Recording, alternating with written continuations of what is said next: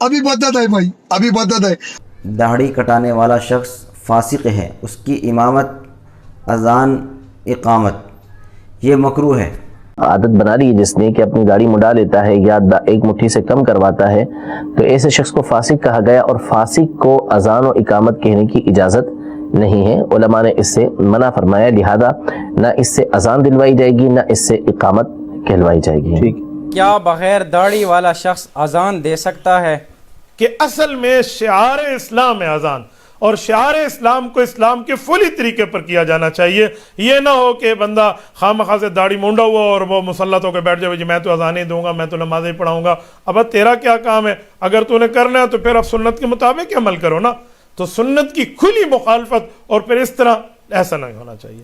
اس لیے داڑھی مونڈنا یہ بالکل غلط ہے، گناہ کبیرہ ہے، فاسق ہے، معلن ہے ایسا آدمی کہ ایسے بندے کی اذان نہیں ہوتی، اسے نہیں دینی چاہیے، مکروہ تحریمی۔ اس مسجد میں کوئی نہیں ہے اور وقت ہو چکا ہے نماز کا، اور نمازی آنا شروع کر دیے ہیں اور کوئی مؤذن اور امام بھی نہیں ہے، تو ایسا شخص اگرچہ بغیر داڑھی والا ہو اذان دے سکتا ہے، اس میں کوئی حرج کی بات نہیں ہے۔ اس روز وہی تم میں فیصلہ کرے گا، اور جو کچھ تم کرتے ہو اللہ اس کو دیکھتا ہے۔ بولے نٿا کہ بولے مولان فالو کریو، افسوس بھی منا افسوس بھی اللہ جانے میں چا اکلان جا افسوس بھی نٿا سارا مولان گورا جان چھے میں شامنا ثابت کرنے دے یہ کھل لگا کب تو مفتی کب تو کچھ وہاں عالم کب تو کچھ وہاں فرض نبھانا گوڑا اجتماعی گدل دعا ہن لو تھی۔ میں نے کہا وہ ہے فرض نماز کے بعد امام کے پیچھے اجتماعی دعا ثابت نہیں، جماعت سے دعا سنت نہیں۔ نماز کے بعد اجتماعی دعا نبی صلی اللہ علیہ وسلم سے کہیں بھی ثابت نہیں ہے، کوئی ضعیف حدیث بھی نہیں ملتی اس کے بارے میں، اسی وجہ سے فقہ کی کتابوں میں بھی اس کا تذکرہ نہیں ہے۔ یہ بر صغیر میں ایک چیز رائج ہو گئی ہے۔ جب امام نے سلام پھیر دیا السلام علیکم ورحمۃ اللہ، تو اب امام کی امامت ختم ہو گئی، دعا میں وہ آپ کا امام نہیں ہے۔ ہاں کبھی جیسے جمعے کا مجمع ہے، کوئی بڑی مجلس ہے، اس میں اجتماعی دعا ہو جائے تو وہ ایک الگ بات ہے۔ فرض نمازوں کے بعد اللہ آپ کا بھلا کرے، کبھی کبھار دعا کرو، عمومی روایتیں ہیں، لیکن خصوصی روایت فرض کے بعد اجتماعی دعا، اس سے خصوصی روایت کوئی نہیں ہے، ثابت نہیں ہے۔ اس لیے جو تبلیغ والے تبلیغی جماعت والے نہیں کر رہے، یا اللہ آپ کا بھلا کرے سعودی والے نہیں کر رہے، وہ ٹھیک کر رہے۔ کبھی کبھی آپ نے ہاتھ اٹھا کر نماز کے بعد دعا مانگی ہے، لیکن التزام ثابت نہیں ہے۔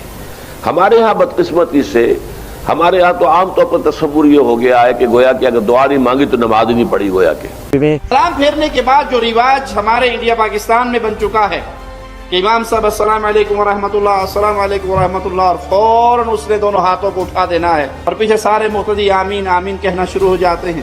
یہ طریقہ رسول اللہ صلی اللہ علیہ وسلم کی سنت سے ثابت نہیں۔ ہمیشہ ٹف مفتی نہ پکڑے جان بھی۔ دوسری طرف حدیث میں آتا ہے کہ نبی صلی اللہ علیہ وسلم نے ہاتھ اٹھا کے دعا میں قبولیت کا امکان کیا ہے؟ زیادہ ہے۔ تیسری آتا ہے کہ اجتماعیت میں کیا ہے؟ برکت ہے۔ تو تینوں کو ملا کے فرض کے بعد آپ نے کیا کر لیا؟ ہاتھ اٹھا کے دعا مانگنا شروع کر دی۔ اس طرح سے کبھی حدیثوں کو ملا کے مسئلہ نہیں نکالا جاتا، ایسے تو بہت سارے مسائل شریعت کے چینج ہو جائیں گے۔ ہمیں یہ دیکھنا چاہیے کہ نبی صلی اللہ علیہ وسلم کا ارشاد ہے تو نبی نے خود اس پر کس طرح سے عمل کیا۔ جس نبی نے ہمیں یہ بتایا کہ فرض کے بعد دعا قبول ہوتی ہے، اس کا اپنا عمل اور صحابہ کا اپنا عمل کیا تھا؟ قال ہوتا ہے کہ پھر فرض نماز کے بعد دعا قبول ہونے کا مطلب کیا ہے؟ تو ہم جب دوسری حدیثیں دیکھتے ہیں تو ہمیں پتہ چلتا ہے نبی صلی اللہ علیہ وسلم فرض نماز کے بعد اللہم انت السلام ومنک السلام پڑھا کرتے تھے۔ کسی حدیث میں آتا ہے آپ نے فرمایا آیت الکرسی پڑھو، کسی حدیث میں آتا ہے آپ نے فرمایا اللہم لا مانع لما اعطیت ولا معطی لما منعت، یہ دعا پڑھو۔ پتہ چلتا ہے کہ نبی صلی اللہ علیہ وسلم اس قسم کی آیت الکرسی اور اللہم انت السلام والی جو دعائیں ہیں نا، ان کو دعا سے تعبیر کر رہے ہیں، جو اصل میں وظائف ہیں۔ جیسے ہم کہتے ہیں اذان کے بعد کی دعا، کہتے ہیں کہ نہیں؟ تو کیا وہ ہاتھ اٹھا کے مانگی جاتی ہے؟ وہ ایک وظیفہ ہے۔ تو اسی طرح مسجد میں داخل ہونے کی دعا، تو کیا وہ ایسا کہ 4 آدمی اجتماعی داخل ہو رہے ہیں، چلو بھائی الحمدللہ رب العالمین والعاقبۃ للمتقین، کیونکہ حدیث میں آتا ہے مسجد میں داخل ہونے کی دعا، تو وہ اسپیسیفک الفاظ ہیں، اللہم افتح لی، انفرادی طور پر۔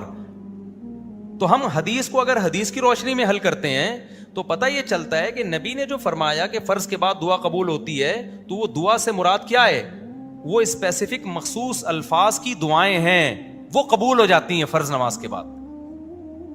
تو ان چاروں فقہ کی کتابیں جن پہ صدیوں سے فتویٰ دیا جاتا رہا ہے کوئی ایک جزیہ ایک عربی عبارت بھی ہمیں نہیں ملتی جس میں آتا ہو کہ امام کو چاہیے کہ وہ سلام پھیرے, مقتدیوں کی طرف رخ کر کے ہاتھ اٹھا کے دعا مانگے. وہ علماء دیوبند میں جو چوٹی کے علماء ہیں وہ اس کے قائل نہیں ہیں. حضرت مفتی محمد شفیع صاحب جو مفتی تقی عثمانی صاحب کے استاذ ہیں, وہ کوئی علماء دیوبند کے معمولی عالم نہیں تھے. ان کا پورا رسالہ ہے اس پر کہ فرائض کے بعد یہ جو دعا کا ہمارے ہاں رواج ہے یہ ثابت نہیں ہے. مفتی رشید احمد صاحب رحمۃ اللہ علیہ کا اصل بتائیں, پورا اس پہ تفصیلی رسالہ ہے.